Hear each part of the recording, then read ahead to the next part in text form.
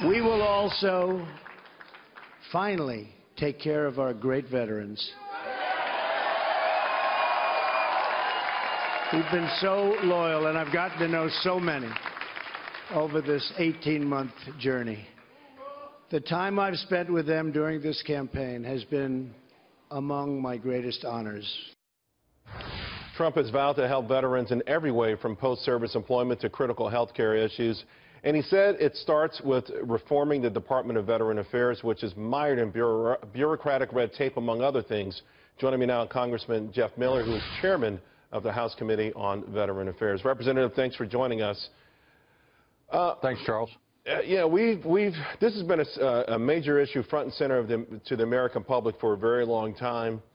We were told perhaps if we had an outside business-like mind to go in there, we could see major reforms. Of course, that has not happened. The nightmares continue. How excited or emboldened do you feel now that President-elect Trump has made this a top priority?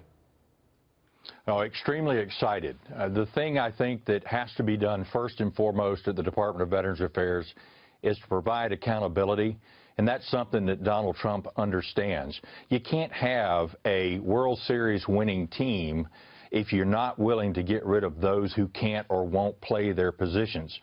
And unfortunately, the Department of Veterans Affairs under President Obama for the last 8 years has been mired in a bureaucracy that just doesn't want to move in the right direction. And we hear about that also in all phases of government. And it feels like, from what I've understand and what I've heard, is that these bureaucrats have developed a system, a labyrinth, if you will, that is so intense that they can wait out any president, no matter how well-meaning that president is.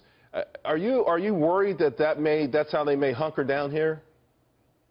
Well, they've never had a Donald Trump in the White House before, and I think that's the thing that folks are so excited about. This is somebody that understands what needs to be done from the top of the executive branch, and that is to bring accountability and transparency. You're absolutely right, Charles. What's been done in the past is people have burrowed into their jobs, and you just can't get them out. And we're talking about not the people that are doing the right thing.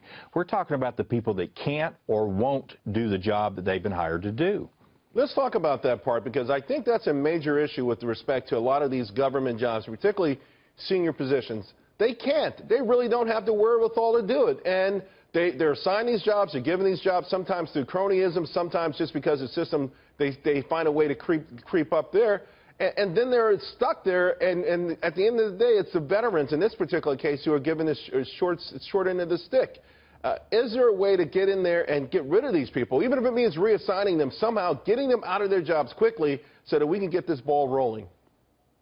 You know, we passed an accountability bill a couple of years ago when the Phoenix problem erupted.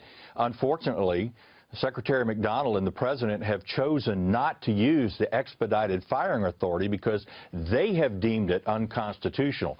It's not their responsibility. That should be the courts. But the problem is we still have pieces of legislation sitting in both the House, in the Senate side. The House has already passed a bill, sent it over to the Senate. The Senate has their own bill that they can't bring it forward. And look, we need to lay down all the political sabers at this point and do what's right for the veterans, and that is making sure that poor-performing employees or those employees that break the law can, in fact, be disciplined up to and including firing. Representative Miller, before I let you go, there was a lot of talk in the past that we needed perhaps a business-like mind to head up the VA, also the ability to maybe use private hospitals or some sort of voucher system to expedite care. Is it important where the new leadership comes from at the VA? Of course, to be quite frank with you, your name is floating around as well.